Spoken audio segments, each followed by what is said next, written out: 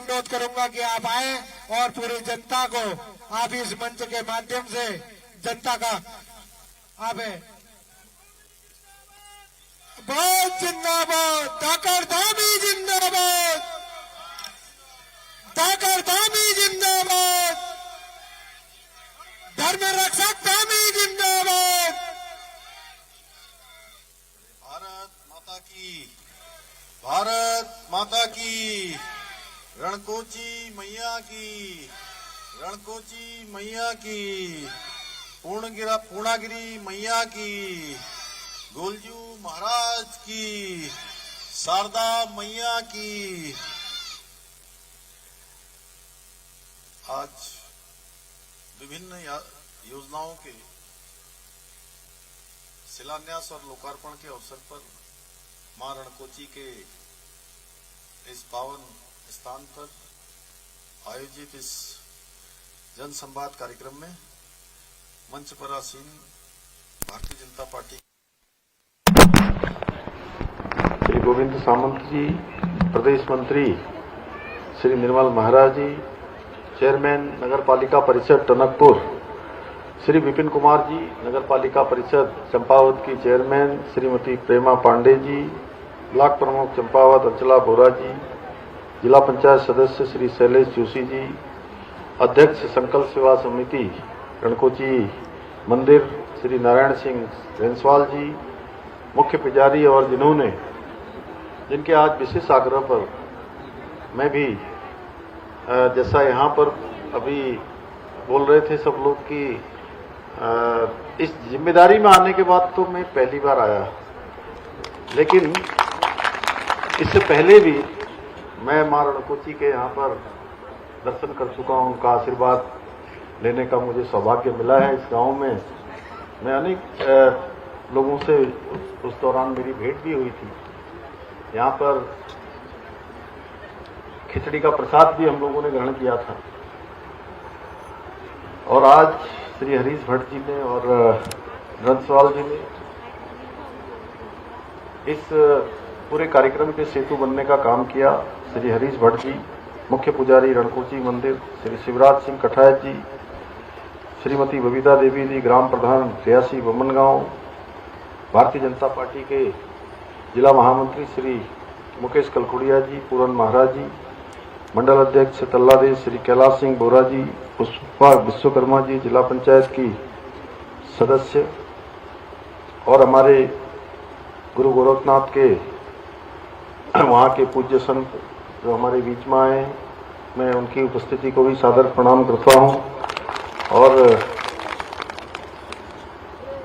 हमारे दिलीप दा पीछे बैठे हैं, श्री सूरज प्रहरी जी, रेखा देवी जी, नगर पंचायत बनवसा की अध्यक्ष, और मंच पर आसीन हमारे शंकरदेव पांडे जी से लेकर तमाम सभी उपस्थित हमारे नीचे बैठे हुए महिला मोर्चा, युवा मोर्चा, अनुसूचित मोर्चा, ओबीसी मोर्चा, किसान मोर्चा और सभी मोर्चों के हमारे आए हुए सभी पदाधिकारीगण, सभी अध्यक्षगण और दूर दूर से पधारे सभी हमारे बड़े बुजुर्ग। अब मैं सोच रहा हूं कि नाम लेना बहुत लंबा हो जाएगा।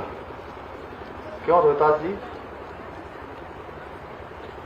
हमारे महाराणा साहब भी बैठे हैं यहाँ पर, हरीश हैसियत जी, सोनू रावत जी और सभी उपस्थित हमारे अभी भट्ट जी, जिनका मुझे यहाँ पर मंच पर स्वागत करने का अवसर मिला। कहाँ गए भट्ट जी? हमारे हिमानंद जी भट्ट जी,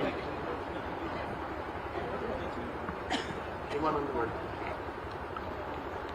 और विभिन्न क्षेत्रों से यहाँ ये हमारा बूम क्षेत्र है, आसपास का क्षेत्र है, पूरे क्षेत्र से आए हुए टनकपुर और चंपावत, तल्लादेश, मल्लादेश, खटीमा से भी लोग यहाँ पहुंचे हैं। हमारे माताएं बहनें बड़ा अच्छा उन्होंने यहाँ पर आज कलश यात्रा भी निकाली है। मैं अपनी सभी बहनों को भी विशेष रूप से मैं उनको बहुत प्रणाम करता हूँ। अपनी हमारी बेटियां जिन्होंने सुंदर यहाँ पर स्वागत गान किया, उन सभी को मैं अपनी शुभकामनाएं देता हूँ। हमारे मंदिर के पुजारीगण जिन्होंने आज बहुत विधि विधान से देशकाल परिस्थिति के अनुरूप थोड़े ही समय में बहुत दिव्य और भव्य मां की आराधना में वहां पर मुझे भी सम्मिलित होने का अवसर दिया। सभी स्कूलों से आए हुए हमारे सभी छात्र छात्राएं, प्रशासन के हमारे जिलाधिकारी जो सदैव आप सब लोगों के बीच में रहते हैं, मैं देखता हूं कि पूरे राज्य का अभी जन जन की सरकार जन जन के द्वार कार्यक्रम चला। मुझे लगता है कि चंपावत में शायद पूरा ही होने वाला होगा सबसे पहले। और मैं जो एक इन्होंने पूरा रिपोर्टिंग ग्रुप बनाया हुआ है विनोद कुमार सुमन जी ने और हमारे चीफ सेक्रेटरी श्री आनंद वर्धन जी ने, उस ग्रुप में सबसे पहले 4 और 5 के बीच में जन जन की सरकार जन जन के द्वार कार्यक्रम की रिपोर्ट सबसे पहले हमारे चंपावत की आती है। जैसे जिलाधिकारी जी, मुख्य विकास अधिकारी जी, उनके अन्य अधिकारीगण, पुलिस अधीक्षक श्री रेखा जी और सभी अधिकारीगण, कर्मचारीगण, मैं आज के इस अवसर पर आप सभी का अपनी ओर से बहुत स्वागत करता हूं, सबका अभिनंदन करता हूं और मां रणकोची को शीश नवाकर उनको प्रणाम करता हूं कि वो अपना आशीर्वाद, अपनी कृपा दृष्टि हमारे पूरे क्षेत्र पर, पूरे प्रदेश पर बनाए रखें। आज के अवसर पर मैं आप सभी को मकर संक्रांति की भी, मकर संक्रांति लोहड़ी भी होती है, अभी खटीमा जाएंगे तो वहां लोहड़ी वाले मिल जाएंगे सब, कई प्रकार के त्योहार हैं और हमारा विशेष रूप से उत्तरायणी है। और आज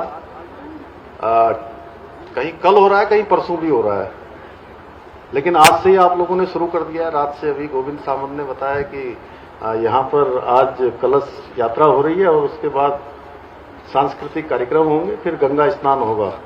तो मैं भभूतिया त्योहार के लिए सब उनको बहुत बधाई देना, बहुत बधाई। बचपन में हम लोग कहते थे वो काले कौवा क्या, आजा आजा खाले भुक्ति माला खाले, काले कौवा आजा भुक्ति माला खाले।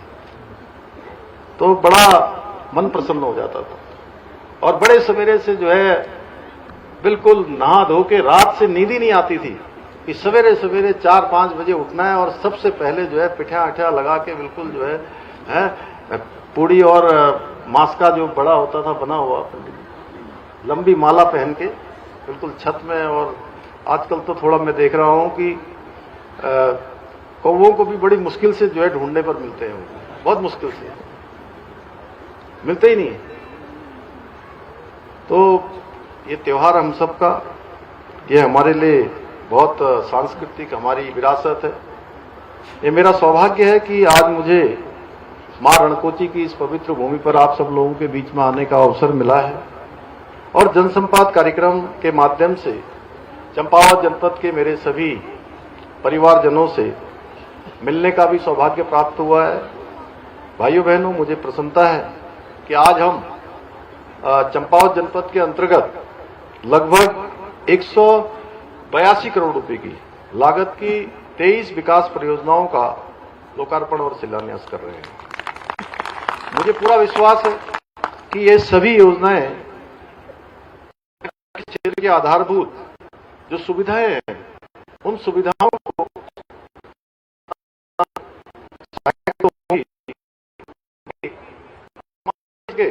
नागरिकों को भी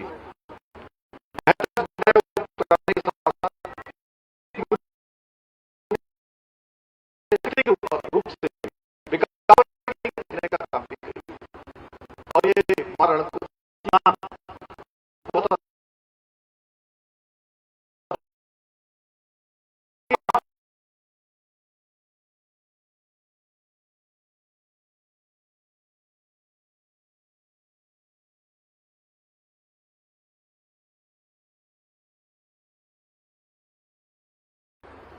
पहाड़ में मैं कोटाबाग आई थी तो उस बता रहे थे कि पूरा एकदम मेरे को 11 बजे पहुंचना था वहां, क्योंकि माननीय प्रधानमंत्री जी की मन की बात का कार्यक्रम था और वो बिल्कुल हाथ पांव फूल रहे थे। मैं वहां देहरादून में तो धूप आ रही थी, यहाँ बिल्कुल मौसम खराब था कि कैसे कार्यक्रम होगा।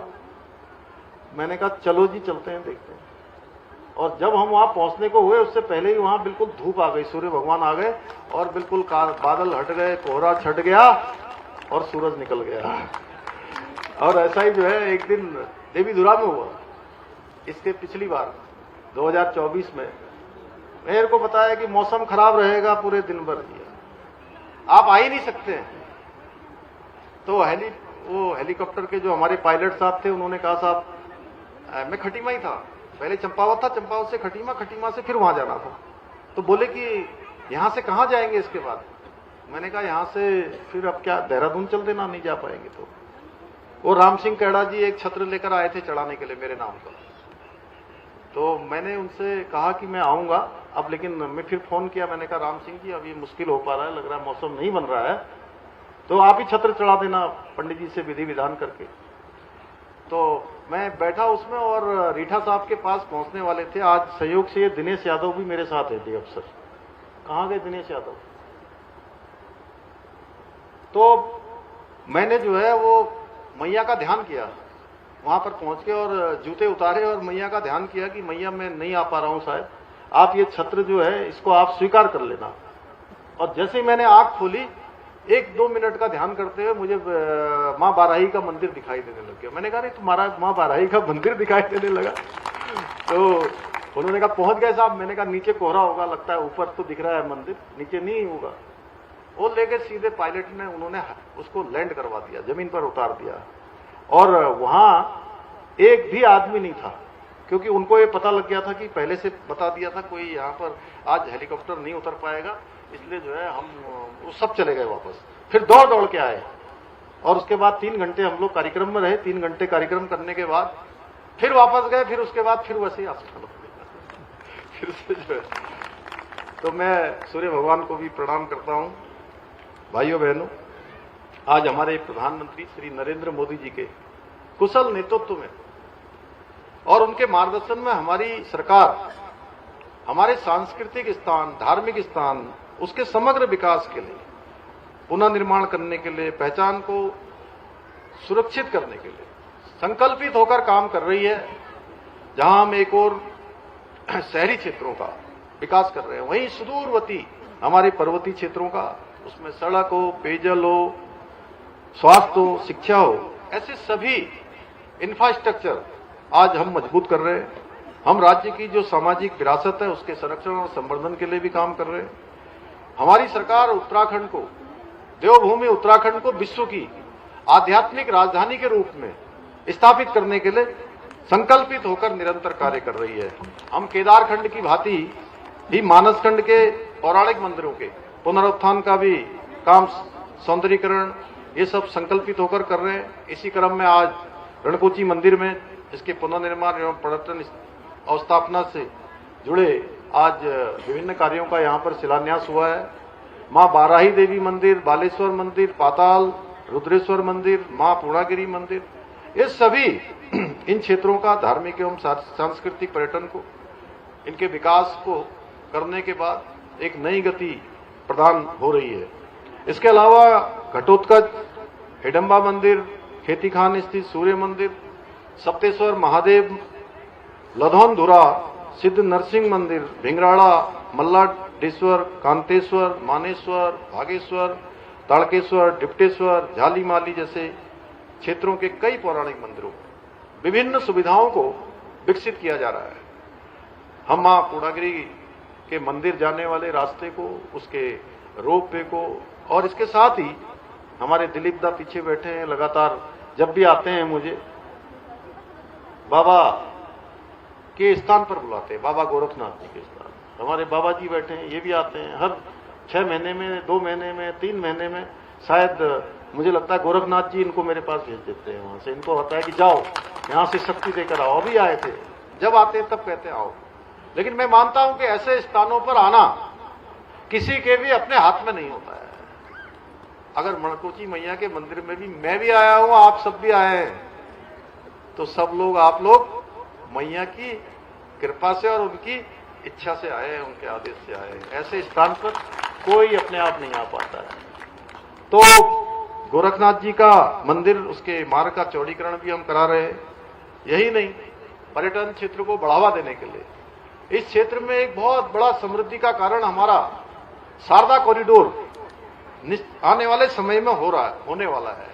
उसके निर्माण का कार्य तेजी से बढ़ रहा है और इसके अंतर्गत टनकपुर से लेकर बनबसा तक शारदा रिवर फ्रंट का विकास किया जा रहा है। पूर्णागिरी है, चूका है, श्यामला ताल, शारदा घाट, इन सभी को भव्य रूप में विकसित किया जा रहा है। इतना ही नहीं, गोलजू देवता मंदिर के लिए एक विशेष गोलजू कॉरिडोर के निर्माण के लिए भी विस्तृत कार्य योजना हम बना रहे हैं। परंतु भाइयों बहनों, तुष्टीकरण की राजनीति करने वाले कांग्रेस पार्टी के हमारे लोगों को उनके हम जो काम करवा रहे हैं, उन जो भी काम हमारे होते हैं, मंदिरों के विकास और संस्कृति के जो संवर्धन के काम होते हैं, या हम डेमोग्राफी की बात करते हैं, या हम यहाँ पर समान नागरिक संहिता लागू करते हैं, धर्मांतरण रोकने का कानून बनाते हैं, दंगा रोकने का कानून बनाते हैं, तो उनको बहुत परेशानी होती है, बहुत परेशानी हो रही है। क्योंकि उन्हें मंदिरों के विकास में संस्कृति की मजबूती नहीं, बल्कि उनको लगता है कि धन की बर्बादी हो रही है। लेकिन जब बात वक्फ संपत्तियों की आती है तो ये लोग सरकारी संसाधनों के उपयोग को पूरी तरह से उचित ठहराते हैं। आज के इस अवसर पर मां रणकोची के इस पवित्र स्थान से मैं कहना चाहता हूं, आप सबको विश्वास दिलाना चाहता हूं, जब तक मुझे आप सबका आशीर्वाद मिलता रहेगा, मैं उत्तराखंड की समृद्ध आध्यात्मिक विरासत को और अधिक भव्य और दिव्य बनाने के लिए निरंतर प्रयास करता रहूंगा। भाइयों बहनों, हमारी सरकार चंपावत जनपद में विभिन्न मोटर मार्गों के निर्माण एवं सुदृढ़ीकरण के साथ साथ जाम की समस्या के समाधान के लिए भी मल्टी स्टोरी पार्किंग का निर्माण भी कराया जा रहा है। पूर्णागिरी मंदिर में भी हमने 5 लाख रुपए की लागत से पार्किंग बनाई है। रीठा साहब में 10 करोड़ रुपए की लागत से पार्किंग का लोकार्पण भी किया है। इसके साथ ही हमने चूका क्षेत्र के निवासियों के साथ पूर्णागिरी मेले में आने वाले श्रद्धालुओं के सुगम आवागमन के लिए हनुमानगढ़ी खेतखेड़ा में स्पान आर्च गडर पुल का निर्माण भी कराया है। इतना ही नहीं, टनकपुर ज्वेलरी मार्ग पर 50 करोड़ रुपए की लागत से स्पान आर्च मोटर पुल का निर्माण भी कराया जा रहा है। इसके अलावा हम रूपाली घाट से पंचेश्वर तथा पंचेश्वर से बलतड़ी तक मोटर मार्ग का निर्माण भी करा रहे हैं, जिसके हमारे इस सीमांत क्षेत्र के लोगों को कनेक्टिविटी को और अधिक मजबूती मिलेगी। जहां हम क्षेत्र की आर्थिक गतिविधियों को सशक्त बनाने के उद्देश्य से भारत नेपाल सीमा पर 177 करोड़ रुपए की लागत से अभी प्रथम चरण में इस ड्राई पोर्ट का निर्माण भी हो रहा है। वहीं जिले में विज्ञान एवं नवाचार को बढ़ावा देने के लिए 57 करोड़ रुपए की लागत से साइंस सेंटर का निर्माण भी कराया जा रहा है, जो आने वाले समय में हमारे बच्चों के लिए, हमारे कर्णधारों के लिए बहुत बड़ा, उनके लिए विज्ञान और तकनीकी के युग में प्रशिक्षण के लिए और उनके एक्सपोजर के लिए बहुत बड़ा कारण बनने वाला है। इतना ही नहीं, हम चंपावत में 50 लाख रुपए की लागत से एडवेंचर पार्क का निर्माण किया जा रहा है, जो युवाओं के लिए और पर्यटकों के लिए आकर्षण का केंद्र बनने के साथ साथ स्थानीय पर्यटन को भी इससे एक नई दिशा मिलेगी। इसके अतिरिक्त टनकपुर में हम 56 करोड़ रुपए की लागत से, पहले चरण में 56 करोड़ की लागत से ISBT का काम हमने शुरू किया था, लेकिन अब वो काम हमारा लगभग 200 करोड़ रुपए से भी अधिक लागत की ISBT टनकपुर में बनने जा रहे हैं। और टोटल मिलाकर जब ये पूरा होगा तो 238 करोड़ रुपए की धनराशि से भव्य एवं सुविधायुक्त स्वरूप इसका प्रदान किया जाएगा और इसका विस्तारीकरण का कार्य अब प्रारंभ हो गया है। हमने टनकपुर में 16 करोड़ रुपए की लागत से पॉलिटेक्निक कॉलेज के भवन का निर्माण कराया है। सैनिक विश्राम गृह, पर्यटन आवास गृह का निर्माण कार्य भी चल रहा है। हमने क्षेत्र में खेलों और साहसिक पर्यटन को बढ़ावा देने के उद्देश्य से टनकपुर में 38वें राष्ट्रीय खेलों के अंतर्गत रिवर राफ्टिंग प्रतियोगिता का आयोजन भी किया था।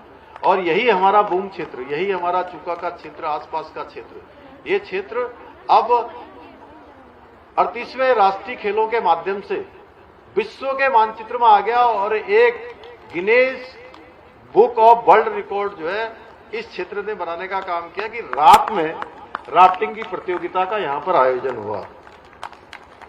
इस दौरान ये एक बड़ा रिकॉर्ड यहां के लिए बना। इतना ही नहीं, चंपावत जनपद में साहसिक पर्यटन को बढ़ावा देने के लिए चूका क्षेत्र नियमित रूप से यहां पर रिवर राफ्टिंग का आयोजन किया जा रहा है तथा डांडा क्षेत्र में पैराग्लाइडिंग प्रारंभ किए जाने के लिए वर्तमान में प्रशिक्षण के कार्यक्रम भी संचालित किए जा रहे हैं।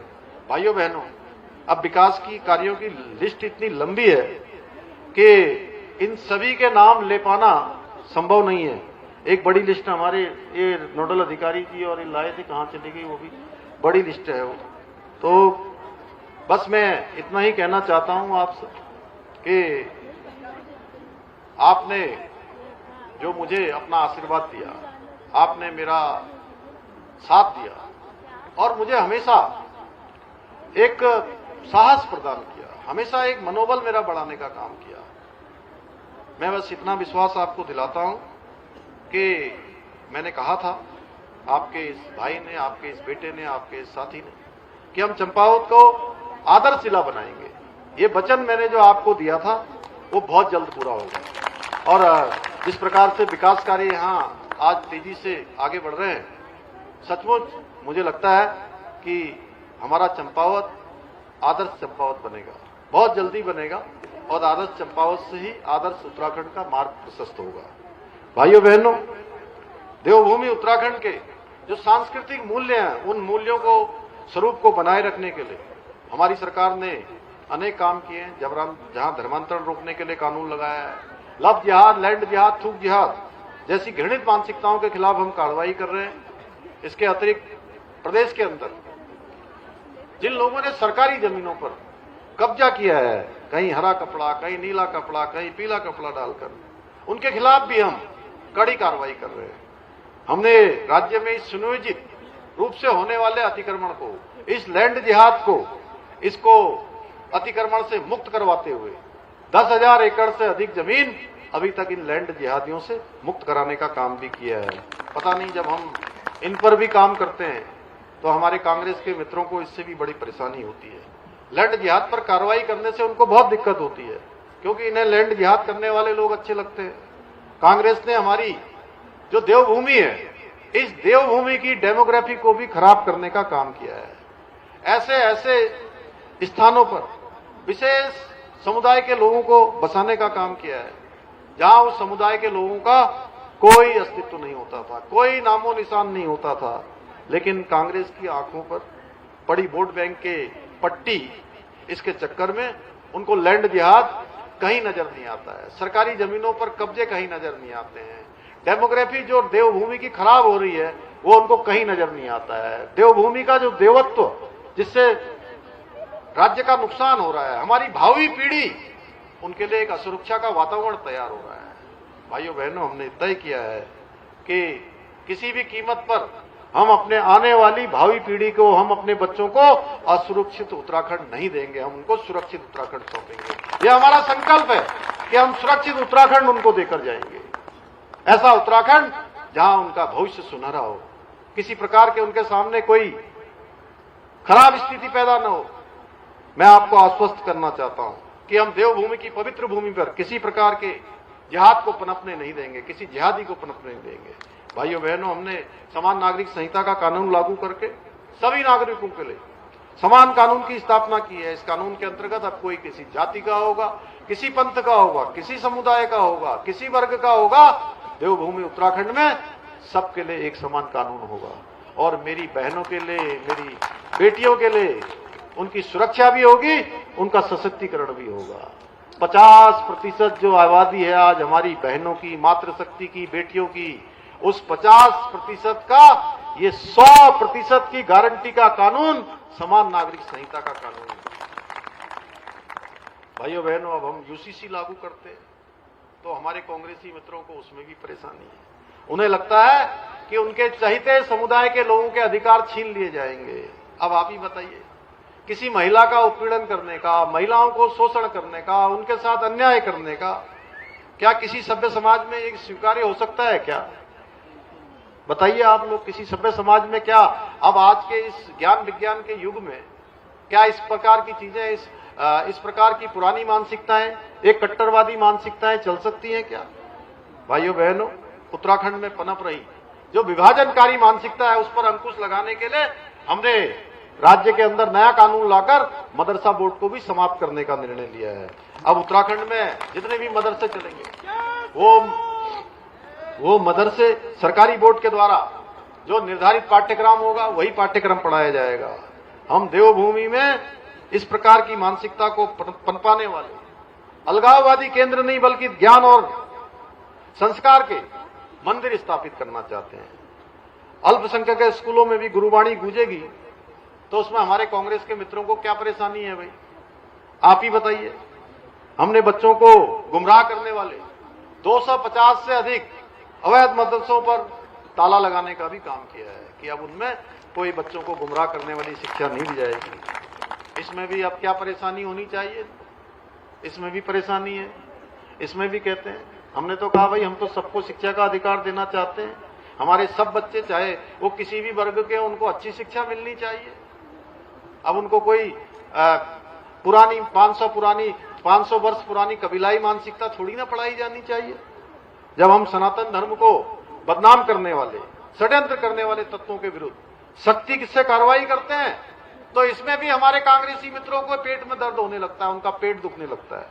भाइयों बहनों, आपको जानकर हैरानी होगी, ऐसे भी कई घुसपैठिए जो नाम और भेष बदलकर देवभूमि उत्तराखंड की पवित्रता और सनातन परंपराओं को कलंकित करने का प्रयास कर रहे हैं।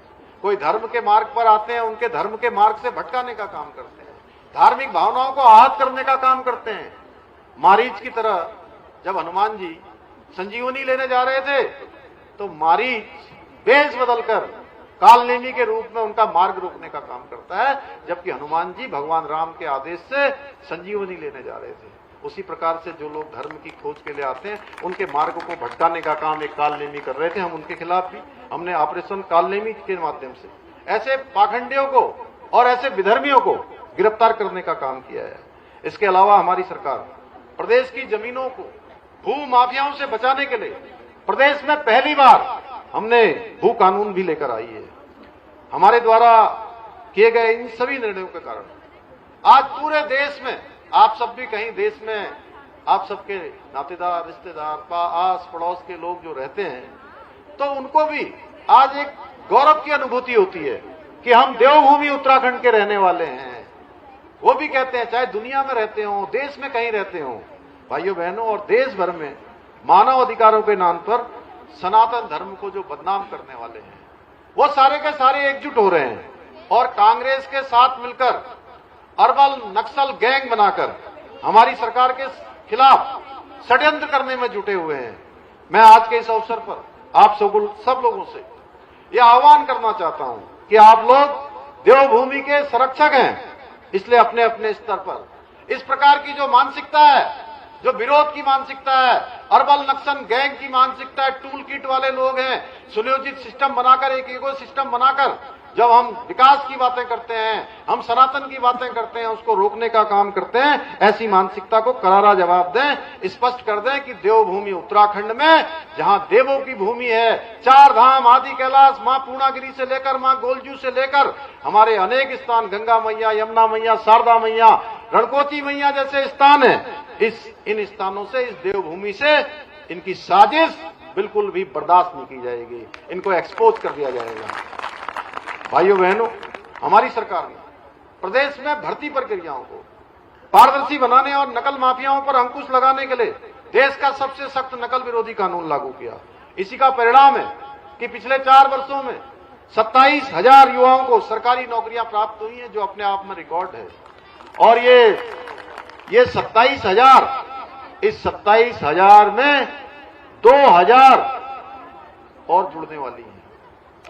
अभी तक माननीय न्यायालय ने जो रोक लगाई हुई थी, 2000 हमारे पुलिस के जवान भी भर्ती होने जा रहे हैं, जो हमको एक बड़ी मैन पावर हमारी कानून व्यवस्था को संभालने में देंगे। उनका भी रिजल्ट घोषित हो गया है और जल्दी ही जब उनको नियुक्ति प्रमाण पत्र मिल जाएंगे तो ये संख्या कितनी हो जाएगी? अभी कितना कहा मैंने? 27,000। इसमें 2,000 और जुड़ जाएगी, 29,000 हो जाएगी। और ये अपने आप में एक रिकॉर्ड है। और उत्तराखंड बनने के बाद जितनी कुल नियुक्तियां हुई हैं, ये नियुक्तियां जो 27,000 की हैं, जब 2,000 जुड़ जाएंगे तो और आंकड़ा बढ़ जाएगा, ये 2/3 से ज्यादा है, 2/3 से ज्यादा है। भाइयों बहनों, जब से हमने नकल विरोधी कानून लागू किया, इन 4 वर्षों में 100 से अधिक नकल माफियाओं को हमने जेल की सलाखों के पीछे पहुंचाया, जिन्होंने पूर्व की सरकारों के समय में उत्तराखंड को नकल का एक उद्योग बना दिया था। भाइयों बहनों, हमारी सरकार राज्य से भ्रष्टाचार को जड़ से समाप्त करने के लिए जीरो टॉलरेंस की नीति के साथ काम कर रही है। हमने प्रदेश के इतिहास में पहली बार आईएएस, पीसीएस स्तर के अधिकारियों सहित पिछले 3 वर्षों में भ्रष्टाचार में लिप्त 200 से अधिक लोगों पर कठोर कार्रवाई की है। भाइयों बहनों, इन सभी कार्यों के द्वारा हमारी सरकार देवभूमि उत्तराखंड को देश का सर्वश्रेष्ठ राज्य बनाने के अपने विकल्प रहित संकल्प को पूरा करने के लिए निरंतर काम कर रही है। मुझे पूरा विश्वास है हमारे इस संकल्प को पूरा करने में चंपावत के मेरे सभी परिवारजन इसी प्रकार हमें अपना आशीर्वाद देते रहेंगे। हमारी सरकार के साथ कंधे से कंधा मिलाकर हमें योगदान देते रहेंगे। और चूंकि आज काफी सारी योजनाओं का यहाँ पर लोकार्पण भी हो गया, शिलान्यास भी हो गया, इसके अतिरिक्त कुछ यहाँ की प्रमुख मांगे हैं जो मैं यहाँ पर घोषणा के रूप में आप सबके सामने कहना चाहूंगा। सीम, खेत, चूका एवं चौराई में बाढ़ सुरक्षा का कार्य किया जाएगा, क्योंकि इस क्षेत्र में बाढ़ की बड़ी, और तल्लादेश क्षेत्र के जो हमारे विभिन्न मंदिर हैं उनका सभी का सौंदर्यीकरण किया जाएगा। वर्ष 2026 के पूर्णागिरी मेले के सकुशल संचालन हेतु 2.5 करोड़ रुपए की धनराशि प्रदान की जाएगी। विधानसभा चंपावत के मंचकारी मोटर मार्ग एवं रमेला, गागरी, दमतोला मोटर मार्ग का सुधारीकरण एवं डामरीकरण किया जाएगा। जिला चिकित्सालय चंपावत के निर्माणाधीन क्रिटिकल यूनिट में अवशेष मरीज सुविधा तथा लिफ्ट आदि सुविधाओं का विस्तार किया जाएगा। ग्राम सभा नीड में आयुष्मान आरोग्य मंदिर एएनएम उपकेंद्र की स्थापना की जाएगी। चंपावत में इंटीग्रेटेड सैनिक कॉम्प्लेक्स का निर्माण किया जाएगा। इस हेतु 15 नाली जमीन भी दी जाएगी। इसके अतिरिक्त जो पीएमजीएसवाई में बहुत सारी सड़कों के डीपीआर बन गए हैं, उनको भी जल्दी ही स्वीकृति प्रदान करने के लिए भारत सरकार को भेजा जाएगा। उसकी प्रक्रिया भी चल रही है। और भी जो हमारे यहाँ के जोशी जी समेत हमारे जिला अध्यक्ष जी से सारे प्रतिनिधियों ने यहाँ पर बहुत सारे मुझे अपने ज्ञापन दिए हैं, मैं उनको सबको अपने साथ लेकर जा रहा हूँ। उन सभी को अपने आगे की कार्रवाई में सम्मिलित करूंगा। इसी विश्वास के साथ एक बार मां रणकोची को प्रणाम करते हुए और आप सबको एक बार फिर से मकर संक्रांति घुघुतिया त्योहार की हार्दिक शुभकामनाएं देते हुए अपनी बात को समाप्त करता हूँ। धन्यवाद।